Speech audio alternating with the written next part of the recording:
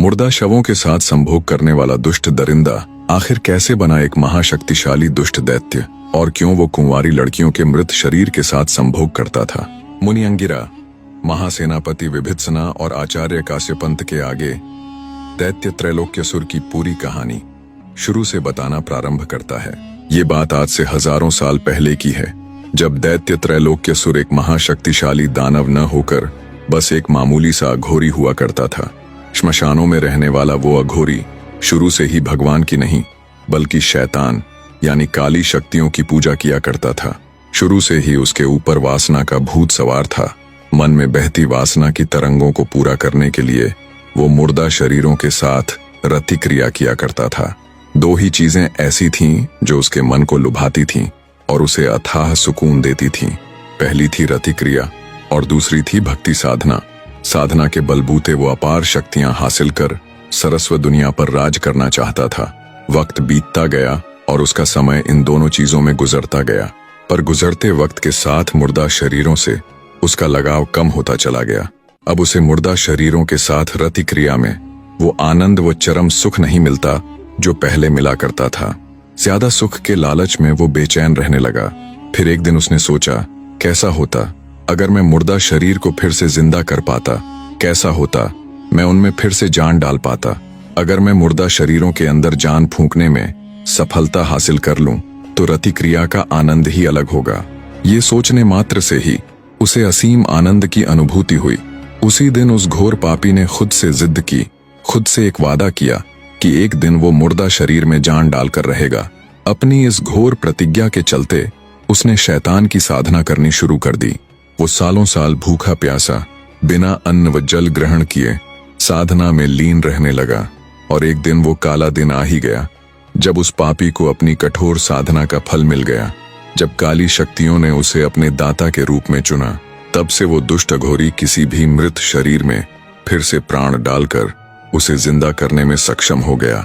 मुर्दों के साथ रति क्रिया करने वाले उस दुष्ट को अब जीते जागते खिलौने मिलने लग गए। पर हर रोज मुर्दा शरीर कहां से आए? जब उसे मुर्दा शरीरों की भी कमी खलने लगी, तब उस दुष्ट ने अपने घोर तप से केवल अस्थियों के दम पर ही मृत जीव को जिंदा करने की शक्तियां भी हासिल कर लीं।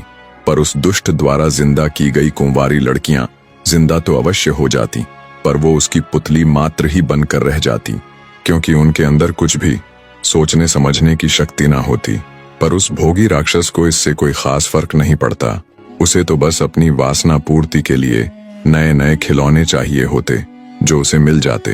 अब उसके दिन बड़े ही आनंद के साथ गुजर रहे थे। वो नहीं चाहता था कि उसका ये आनंद कभी भी खत्म हो। उसने एक बार फिर से कड़ी साधना की और अमर होने की सोची, पर काली शक्तियां इतनी सक्षम नहीं थीं कि वो उसे अमृता का वर दे सके। तब उस दुष्ट ने इसका एक हल ढूंढा। उसने लाखों मील और 7 समंदरों के बीच एक के बाद एक 7 ऐसे दरवाजे तैयार किए जिनको पार करना किसी के लिए भी असंभव था। उसके द्वारा बनाए गए शुरू के 6 दरवाजे तो सवाल जवाब के साथ बुद्धि की परीक्षा लेते, और 7वां यानी आखिरी दरवाजा जिसकी परीक्षा सबसे कठिन थी। दरअसल कठिन शब्द का उपयोग करना भी गलत ही होगा, क्योंकि वो परीक्षा बस कठिन नहीं बल्कि असंभव थी, जिसका कोई भी हल नहीं था। उन 7 शक्तिशाली दरवाजों का निर्माण करने के बाद त्रैलोक्यसुर ने उनके भीतर एक तोते को रोक दिया और अपने प्राण उस तोते के अंदर डाल दिए। तम सादे आचार्य काश्यपंत और विभित्सना मुनि अंगिरा द्वारा बताई जा रही दैत्य त्रैलोक्यसुर की जीवन गाथा को सुन रहे थे।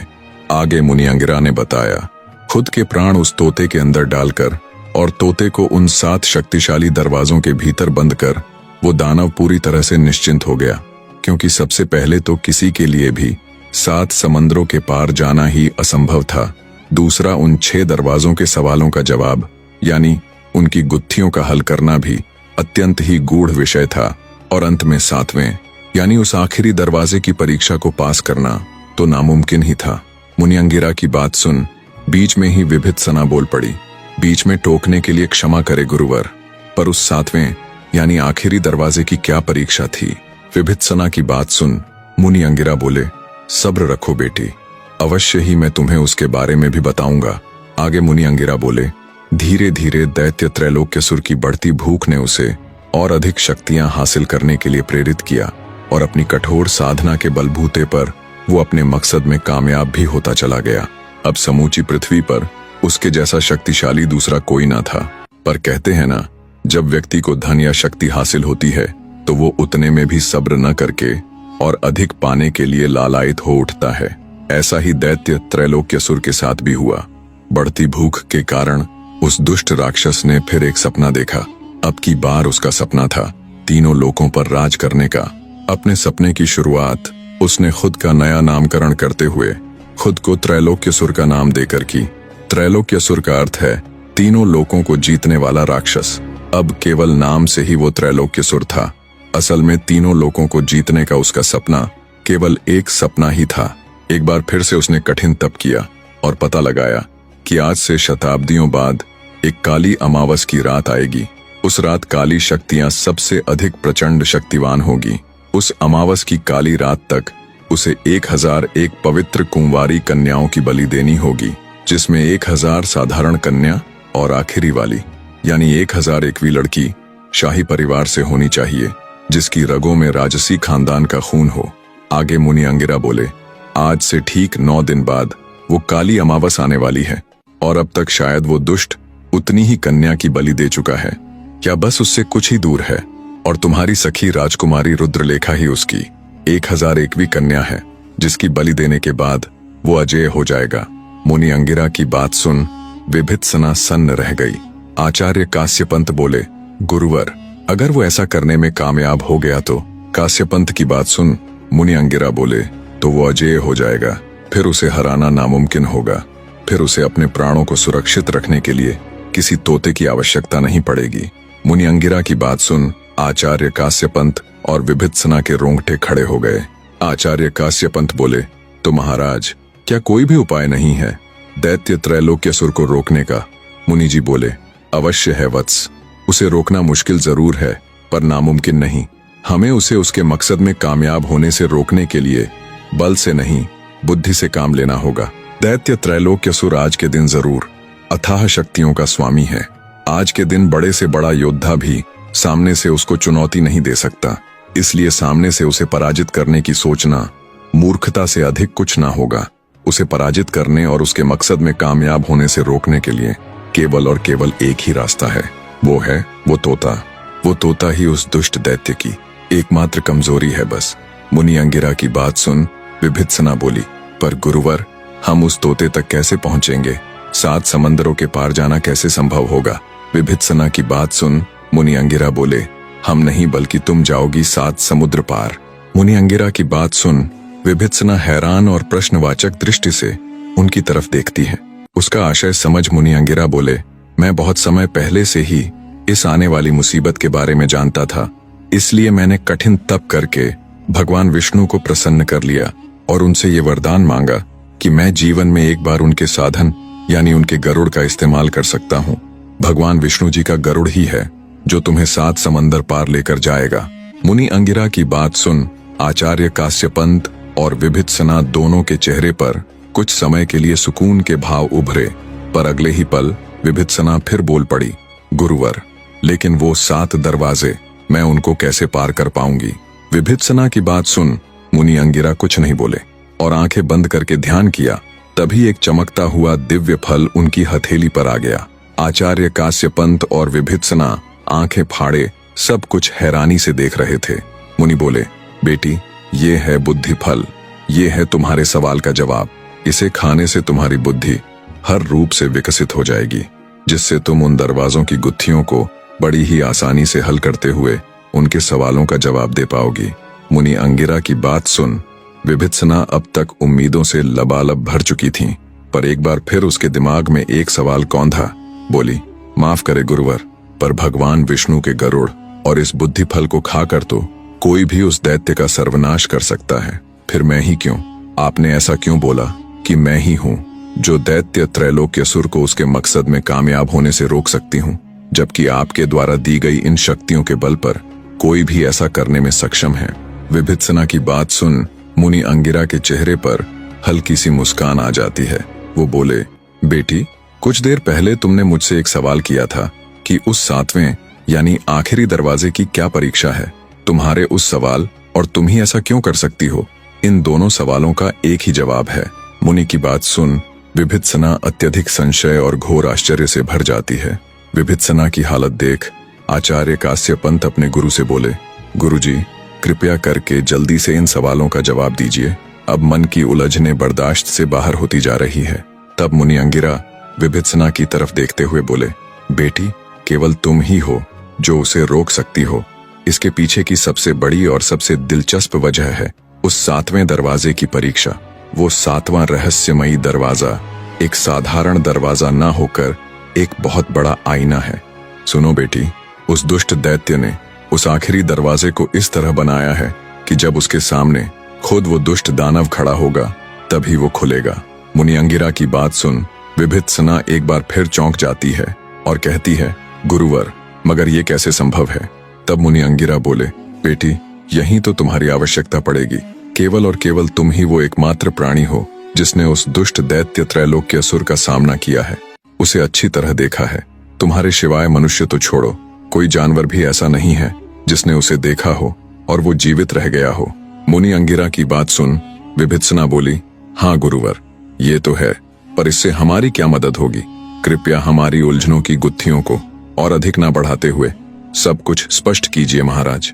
मुनि अंगिरा बोले, बेटी, जब छठे दरवाजे की गुत्थी को हल करने के बाद 7वें यानी आखिरी दरवाजे के पास तुम जाओ तो मेरा ध्यान करते हुए उस दुष्ट दानव की आकृति का स्मरण करना। जैसे ही मेरा नाम लेकर तुम उस दुष्ट की आकृति का स्मरण करोगी, वैसे ही कुछ पल के लिए तुम हुबहू उस दुष्ट दैत्य त्रैलोक्यसुर का रूप धारण कर लोगी, जिसकी बदौलत तुम उस आखिरी दरवाजे को खोल पाओगी। मुनि अंगिरा की बात सुन हाथ जोड़कर उनके चरणों में नतमस्तक होती हुई विभित्सना बोल पड़ी, मान गए गुरुवर, सत्य है आप जैसा दूसरा कोई नहीं। जब तक आप जैसे महागुरु इस पृथ्वी पर मौजूद हैं, तब तक कोई दैत्य, कोई त्रैलोक्यसुर अपने मकसद में कामयाब नहीं हो सकता। इधर दैत्य त्रैलोक्यसुर को पराजित करने की पूरी योजना बन चुकी थी। उधर राजमहल में रानी त्रिलोचना की खुशी का कोई ठिकाना नहीं था। उसके राह के दोनों कांटे यानी राजकुमारी रुद्रलेखा और महासेनापति विभित्सना अब साफ हो चुके थे। अब ना कोई उसे रोकने वाला था और ना ही कोई टोकने वाला। संपूर्ण अरण्यपुर के ऊपर अब रानी त्रिलोचना का शासन था। दैत्य त्रैलोक्यसुर से किए वायदे के मुताबिक रानी त्रिलोचना अब हर रोज दैत्य के पास एक कुंवारी कन्या भेजने लगी। दैत्य त्रैलोक्यसुर भी हर तरफ से निश्चिंत था। उसे बैठे बिठाए उसके शिकार मिल रहे थे और 1000 कन्याओं की बलि देने की उसकी योजना भी पूरी होने के बहुत करीब थी। काली अमावस की रात में अब सिर्फ 9 दिन शेष थे। जब से राज्य की बागडोर रानी त्रिलोचना ने संभाली थी, पूरा राज्य त्राही त्राही कर रहा था। वो बिना किसी रोक टोक के अपने सैनिकों को भेजकर किसी भी पवित्र कुंवारी कन्या को उठवा लेती और उसे दैत्य त्रैलोक्यसुर को समर्पित कर देती। रानी त्रिलोचना का विरोध करने की किसी भी नगर निवासी की हिम्मत ना होती। इधर योजना पूरी होने के बाद विभित्सना 7 समंदर लांघने को तैयार थी। सबसे पहले तो उसने मुनि अंगिरा द्वारा दिया हुआ वो बुद्धि फल ग्रहण कर लिया। उसके पश्चात मुनि अंगिरा ने ध्यान कर भगवान विष्णु की सवारी यानी उनके गरुड़ को भी बुला लिया। विभित्सना आचार्य काश्यपंत और मुनि अंगिरा से आशीर्वाद लेकर उनसे विदाई लेती है और भगवान विष्णु जी के गरुड़ पर बैठकर अपनी यात्रा पर निकल पड़ती है। उसके मन में दैत्य त्रैलोक्यसुर को पराजित करने की घोर प्रतिज्ञा थी और अपनी सखी यानी राजकुमारी रुद्रलेखा को कैसे भी करके जिंदा और सही सलामत लाने की भूख। तेजी के साथ उड़ते हुए गरुड़ महाराज ने पूरे 1 दिन के सफर के पश्चात विभित्सना को दैत्य त्रैलोक्यसुर के माया जाल यानी उन 7 विचित्र दरवाजों के पास ले जाकर उतार दिया। दृढ़ विश्वास के साथ मन में आचार्य काश्यपंत और मुनि अंगिरा का ध्यान करते हुए विभित्सना पहले दरवाजे की तरफ बढ़ती है। वीडियो को बीच में रोककर आप सबको एक बार फिर से आगाह करते हुए बता रहा हूं कि अगर आप भी मेरे जैसी वीडियो बनाने के इच्छुक हैं, आप भी चाहते हैं इसी तरह का AI कंटेंट बनाना, तो जाइए चैनल के ऊपर और ज्वाइन कीजिए। केवल छोटी सी फीस मात्र से आप भी बिल्कुल मेरे जैसी वीडियो बनाना सीख सकते हैं। चैनल ज्वाइन की फीस मात्र 199 रुपए है, जो आप एक बार देकर AI का मोनेटाइज होने वाला कंटेंट बनाना सीख सकते हैं। अब चलते हैं फिर से अपनी कहानी की तरफ। विभित्सना पहले दरवाजे की तरफ बढ़ती है। जैसे ही विभित्सना उस चमत्कारी दरवाजे के पास जाती है, वो चमत्कारी दरवाजा खुद ब खुद बोल पड़ता है। दासी रमणिका की पुत्री और आचार्य काश्यप पंत की शिष्या विभित्सना, बताओ मैं तुम्हारी क्या खिदमत कर सकता हूँ। दरवाजे के मुख से अपना संपूर्ण परिचय पाकर एक बार के लिए विभित्सना थोड़ी सकपकाई, फिर बोली, मुझे उस पार जाना है। सुना है जो भी तुम्हें पार करके दूसरी तरफ जाना चाहता है, उसे तुम्हारी पहेली का उत्तर देना होता है। हे चमत्कारी दरवाजे, मैं तैयार हूँ तुम्हारी पहेली का जवाब देने के लिए। पूछो क्या सवाल है तुम्हारा। दरवाजा बोला, तो सुनो आचार्य की शिष्या, एक बार एक। कहानी का अगला भाग बहुत जल्द आपके समक्ष उपस्थित होगा मेरे प्रिय दर्शकों। तब तक एक छोटा सा लाइक करके हमारे हौसले को बढ़ाते रहिए और बने रहिए। धन्यवाद।